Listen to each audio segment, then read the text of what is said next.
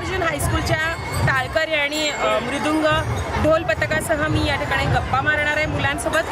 गेले अनेक वर्ष ते हा उपक्रम चालवतात। मग मुलांना प्रत्यक्ष काय वाटतं, या पंढरीचा आनंद ते कसा लुटतात ते आपण विचारूया मुलांना। नमस्कार, माझे नाव संतोष गौरीशंकर शेट्टी। दरवर्षी आमच्या श्री मल्लिकार्जुन हायस्कूल शाळेत दरवर्षी हे कार्यक्रम राबवतात। तसेच ढोल टाळकरी वगैरे असे विठ्ठल वगैरे असे राबवतात। दरवर्षी पण हे करू शकतो आपण।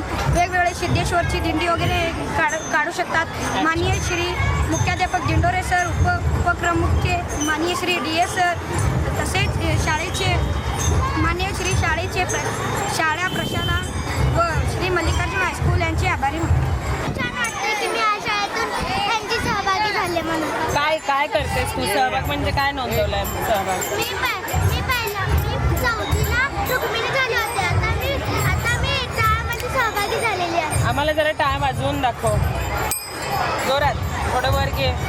हां, जोरात वाजव, भरपूर वेळ वाजव।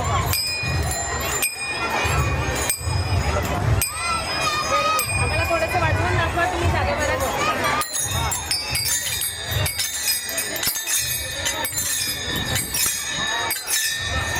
पंढरी वेगळी काय असू शकते, या विद्यार्थ्यांमध्ये नागपूर नगरात सगळे वारकरी मंडळी जमल्यासारखी ही अनुभूती आहे। आचार्य वैजनाथ हत्तुरे सर आहेत, आपण त्यांच्याशी संवाद साधूया आणि विचारूया की ही संकल्पना नेमकी कशी आली डोक्यात आणि कशा पद्धतीने अंमलबजावणी होते। सर नमस्कार। नमस्कार।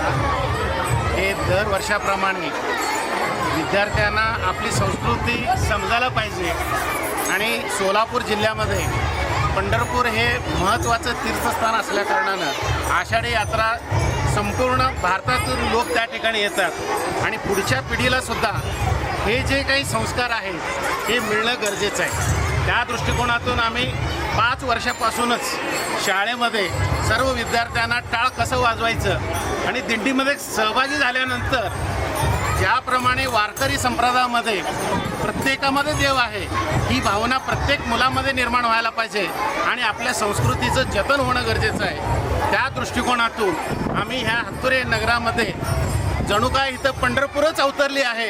हे सगळे साधू संतचं जे वेशभूषा केलेले विद्यार्थी आहेत हे सर्व तिथल्या नागरिकांना असं वाटतंय की जणू काही पंढरपूरचं वाळवंट या ठिकाणी सादरी करत आहोत। या ठिकाणी सहशिक्षक धैर्यप्पा हत्तुरे हेही उपस्थित आहेत। त्यांची खूप धडपड होती की या स्पर्धेमध्ये सहभागी व्हावं आणि मुलांना हे उत्तम व्यासपीठ मिळावं। त्यांची या दिंडीबद्दलची भावना काय आहे ते आपण जाणून घेऊया। नमस्कार। नमस्कार। साधारणपणे तुम्ही ही संकल्पना कशा पद्धतीने राबवता, किती दिवस तालीम केली जाते? आमची ही परंपरा ही 5 वर्षापासून ही चालू आहे।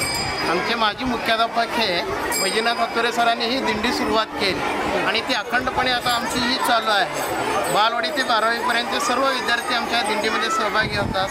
फक्त विद्यार्थीच नव्हे तर या भागामधले सर्व पालक, सर्व इथले असणारे भजन मंडळ असतील त्यांचाही सहकार्य खूप आम्हाला लाभत असतो। विद्यार्थ्यांना कसं शिक्षणाबरोबर त्यांना या संस्कार मूल्यांची आम्ही पेरणी या माध्यमातून ती करत असतो। टाळ मृदुंग टाळांची जी तुमची संख्या आहे ती अधिक आहे, तर ती कशी क्रिएट केली, जमवून कशी, तालीम कशी घेतली? विविध भजनी मंडळांनी आणि आमचे टाळचे प्रमुख आहेत संतोष स्वामी सर। अच्छा। ते मात्र नित्य नेमानं ते सकाळ संध्याकाळी वेळ देऊन ते त्यांचा सराव घेतात आणि त्या मुलांनाही इतका आनंद वाटला। आता डीजेपेक्षा टाळ खूप त्यांचा आवडीचा झाला। हा मुद्दा सरांनी खूप छान सांगितलेला आहे की सोलापूर डीजे मुक्त होण्याकडे निघालेला आहे आणि त्याच्यात या बाल वारकऱ्यांचाही सहभाग आहे। शाळेच्या या नाविन्याचं प्रचंड कौतुक आहे।